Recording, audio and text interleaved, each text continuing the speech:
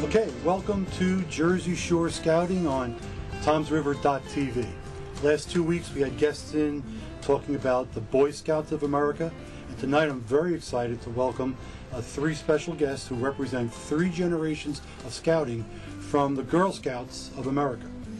And the Girl Scouts is the largest organization in the world that focuses on the development of girls from the ages of 5 to 17. And it was started in 1912 by Juliet Lowe. And today, she had 18 members. And today there's 3.4 million members throughout the United States and throughout the world. So Girl Scouting is a very exciting program. And for those of you that are not familiar with it, I think you're going to find tonight to be very informative.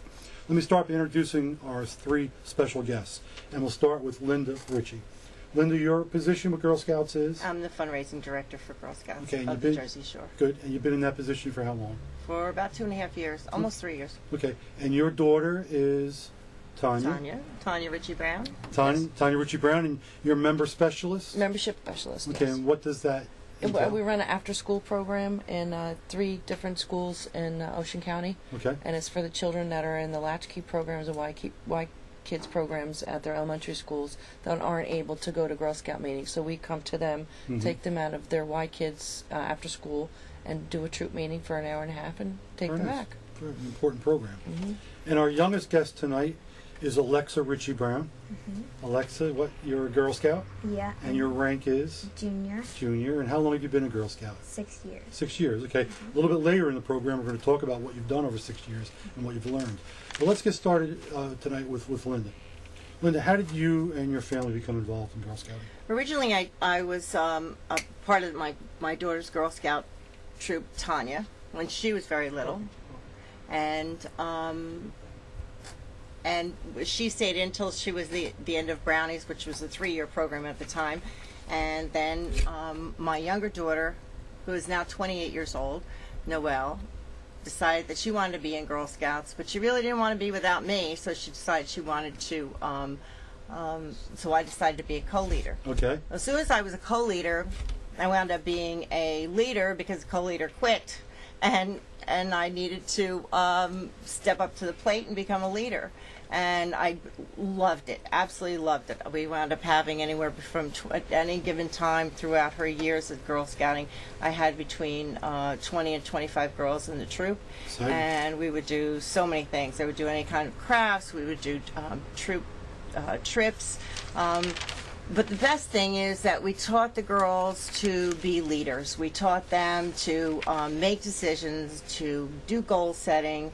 They could make money by selling their Girl Scout cookies or the nuts, and they could take that money and go on trips or do whatever they'd like to do. They made the decisions. We did patrols, and they were able to make the decisions of what they wanted to do.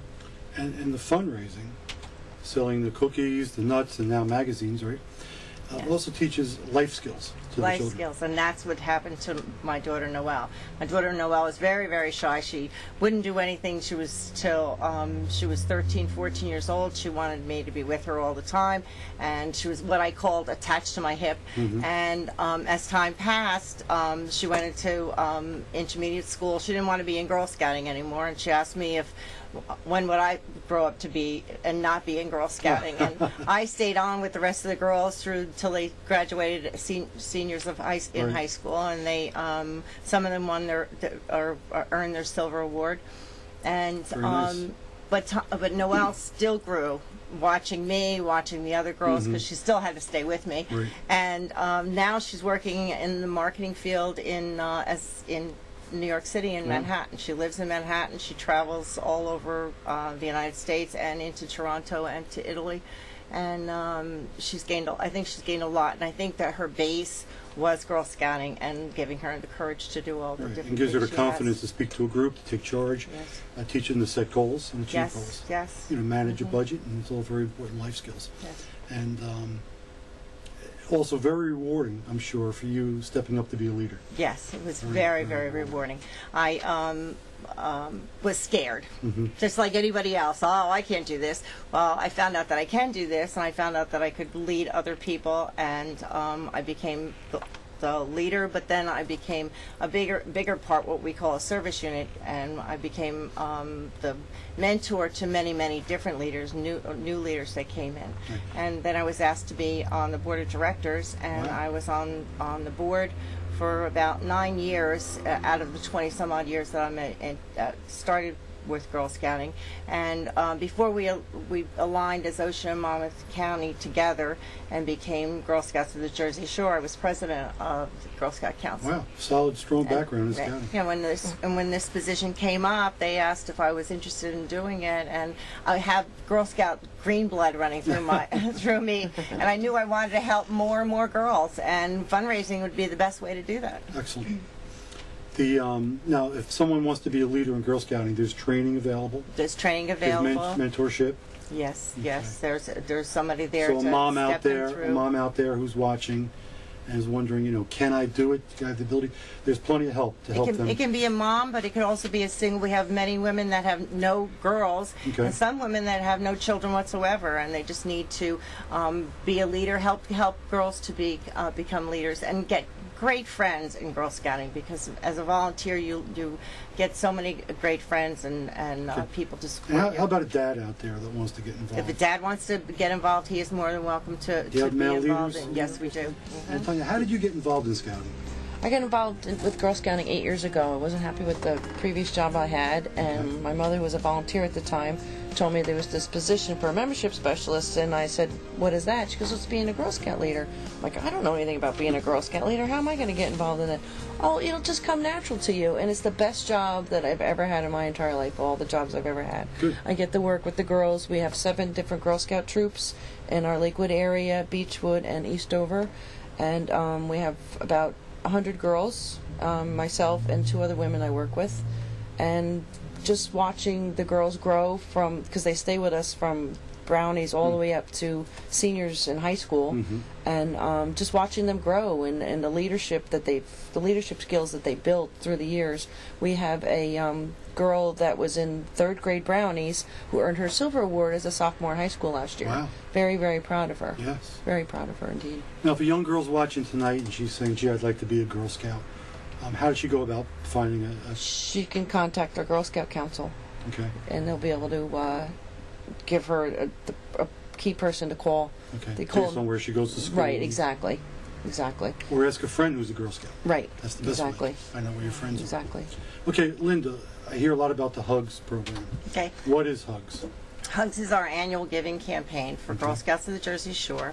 It stands for Help Us Grow Stronger, and what we're doing is building girls to be strong, or making girls become stronger leaders, so that they can someday become, say, a doctor or a lawyer or even the President of the United States. And there's 5 different segments of the fundraising that we do for Hugs, the annual giving campaign. We do go out to, the first thing we do is send out envelopes out to the families of the girls. The girls pay a $12 registration fee, and that goes to national, and they're not asked to pay for anything else except the dues for once a month for their troop, and that stays with the troop. So we send envelopes home with the girls to give to their moms, and all we do is ask. It is a voluntary thing. It's not necessary for them to give us a donation, but it's amazing how many people give us donations to do it. Last year we were able to do 97% of our goal, so that was Support really just from nice your own thing. families. Yes, That's just great. from the families. We go to the staff, and the staff in the last few years we've gotten 100% participation. And the key to that is making sure that I can go around to tell other people that the staff is participating, because they believe in the cause. They believe in our movement, our Girl Scout movement, and believe that the girls will become stronger by the information that they're getting and the things they learn from Girl Scouting. We also go to the board, and the board of directors are asked to donate, and it's not a specific amount of money. It's only just a donation of whatever they can afford to give, Okay. and we need 100% participation by them too. Then we go out to the community, we write letters, and we have people personalize letters, make phone calls, and the community consists of the different organizations, the businesses, and individuals. Okay. So we need to talk to as many people as we can about it. And how So that's done.